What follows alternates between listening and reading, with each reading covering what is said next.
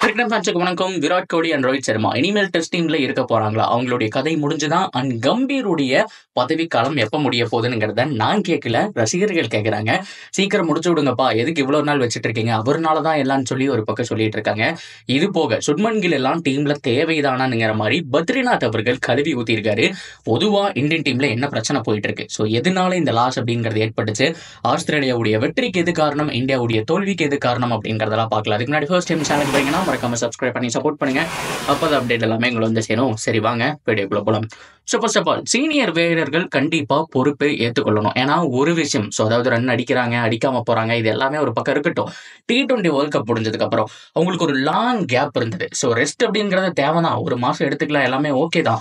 Long கேப்ல ஏகப்பட்ட local tournament இருந்துச்சு. ஸோ இது எல்லாமே போய் விளையாடணும். சச்சின் டெண்டுல்கர் அவ்வளோ பெரிய ஆளா இருக்கும் போதே லோக்கல் டோர்னமெண்ட்ல கிட்டத்தட்ட மரணத்தனமான ரன்களை குமிச்சு வச்சிருக்காருங்க.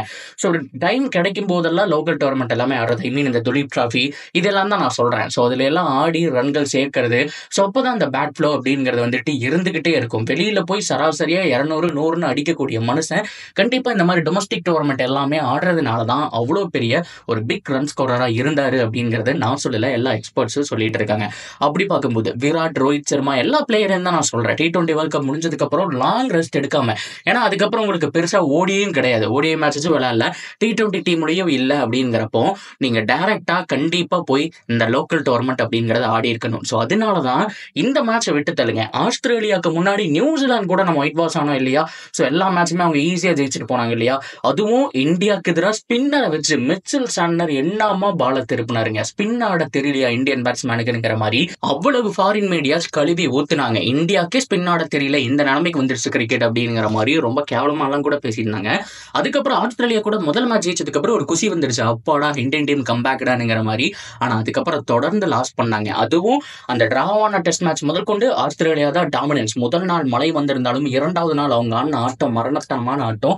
கண்டிப்பா மழை வரலைன்னா அவங்க ஜெயிச்சிருக்கிறதுக்கான சான்ஸ் தான் 90% இருக்குங்க. ஓவராலா பியூர் டாமினேஷன். பேட்ரிக் கமின்ஸ் இந்த ஏராவோட மான்ஸ்டர் கேப்டன்கள் மாற்றம் கிடையாது. சரியான ஒரு கேப்டன்சி, சரியான ஒரு டீமுங்க, வெல் டிசர்வ் சாம்பியன், அதெல்லாம் விட்டு தள்ளுங்க. ஸோ ஃபைனலா நான் சொல்ற மாதிரி டொமஸ்டிக் டோர்னமெண்ட் அவங்க ஆடி இருக்கணும்ங்கிறது தான் எல்லாருடைய ப்ரெடிக்ஷனுமே கூட. விராட், ரோஹித் எவ்வளவு பெரிய பிளேயர்ஸா இருந்தாலும் டொமஸ்டிக் டோர்னமெண்ட் ஆடணும்.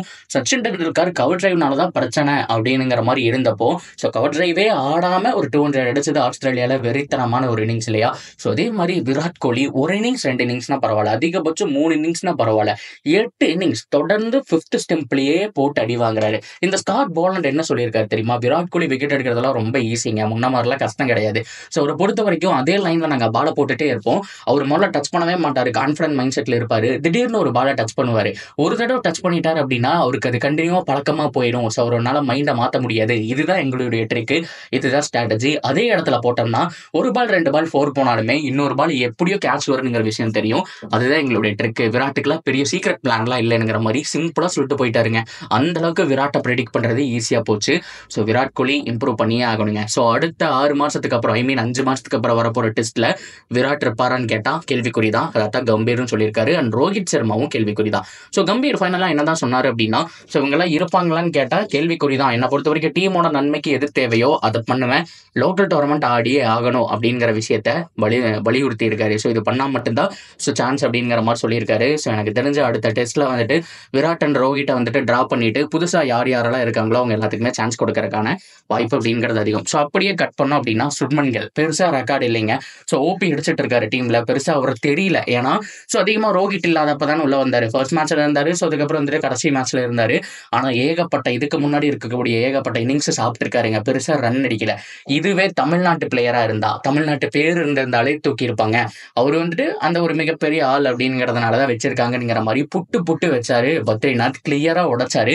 இதே தமிழக வீரர்கள் அப்படின்னா அந்த சுப்மன் அப்படிங்கிறது சுப்பிரமணியம் அந்த மாதிரி இருந்தா கூட ஈஸியா தூக்கி இருப்பாங்க அப்படிங்கிறத அப்படியே வட்டம் போட்டு காமிச்சாருங்க பத்ரிநாத் அவர்கள். அந்த ஸ்பீச்சுக்கு உண்மையாலுமே எல்லாருமே பாசிட்டிவ் கமெண்ட் சொல்லிட்டு வந்துட்டு இருக்காங்க. அது என்னமோ கரெக்ட் தாங்க. ஸோ அவர் உட்கார வச்சுட்டு நம்மளுடைய சாய் சுதர்சன் பிரிச்சு வீசிட்டு இருக்காரு, அவருக்கு ஒரு சான்ஸ் கொடுக்கலாம்.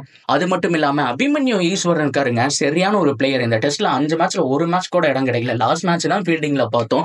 ஸோ அவரை தாராளமா வந்துட்டு ஆட வைக்கலாம். ஸோ இந்த மாதிரி ஏகப்பட்ட பிளேயர்ஸ் இருக்கும்போது ஒரே பிளேயர்ஸை ஏன் பிடிச்சி தொங்கிட்டு இருக்கீங்கிறது தான் மிகப்பெரிய கேள்வியே. ஸோ பத்ரிநாத் அவர்கள் ஓப்பனாக வெளிச்சம் போட்டு காமிச்சதுக்கு அவருக்கு ஒரு ஹெட்ஸ் ஆஃப்னுங்கிறத நம்ம சொல்லி ஆகணும். So that's video guys. ஓவராலா இந்தியன் டீமுடைய கதை இதுதான். கண்டிப்பா நிறைய இடத்துல இம்ப்ரூவ் பண்ணும். பவுலிங் யூனிட்டை பொறுத்த வரைக்கும் பும்ரா மட்டும்தான் போட்டிருக்காரு அப்படிங்கிற பட்சத்தில் டிஎஸ்பி சிராஜ் கடைசி மேட்ச்ல செமையா போட்டு கொடுத்தாரு. And Prasidh Krishna bowling unit எப்படியா கம்பேக் கொடுத்துருவாங்க, இதுல மாற்றமே கிடையாதுங்க. பேட்டிங் யூனிட்டை கண்டிப்பா பட்டிட்டிங்கரிங் பார்க்கணும். ஏன்னா நம்ம 8-9 வரைக்கும் பேட்டிங் யூனிட் வச்சுட்டு ஸோ ரன்ஸே வரலைன்னா ரொம்ப கஷ்டம் தான். ஆஸ்திரேலியா பார்த்தீங்கன்னா நீட்டா 4 பவுலர்ஸை வச்சுட்டு ஒரு 6 பேட்ஸ்மேன்ஸை வச்சுட்டு ஈஸியாக ஆடிட்டு போயிட்டாங்க. ஸோ நம்ம அப்படி கிடையாது. ஸோ நம்ம இவ்வளோ பேட்ஸ்மேன்ஸை வச்சும் அந்த மிகப்பெரிய டோட்டல் போட முடியல அப்படின்னா ஸோ பிரச்சனை அப்படிங்கிறது இருக்கு, பார்த்தே ஆகணும். ஸோ இதைத்தான் கம்பீர்னு சொல்லியிருக்காரு. இன்னொரு பக்கம் கம்பீர் பதவி விலகணும் அப்படிங்கிற மாதிரியும் சொல்லிட்டு இருக்காங்க. பட் இருந்தாலும் கான்ட்ராக்ட் இருக்கு, எவ்வளோ நாள் கொண்டு போக போறாங்க அப்படிங்கிறத பார்க்கலாம். இதை பத்தின கருத்துக்கள் எல்லாமே தாராளமாக நீங்க கமெண்ட்ல சொல்லலாம். அண்ட் தொடர்ந்து அப்டேட்டுக்கு சேனலோட இணைஞ்சிருங்க. மறக்காம சப்ஸ்கிரைப் பண்ணி சப்போர்ட் பண்ணுங்க.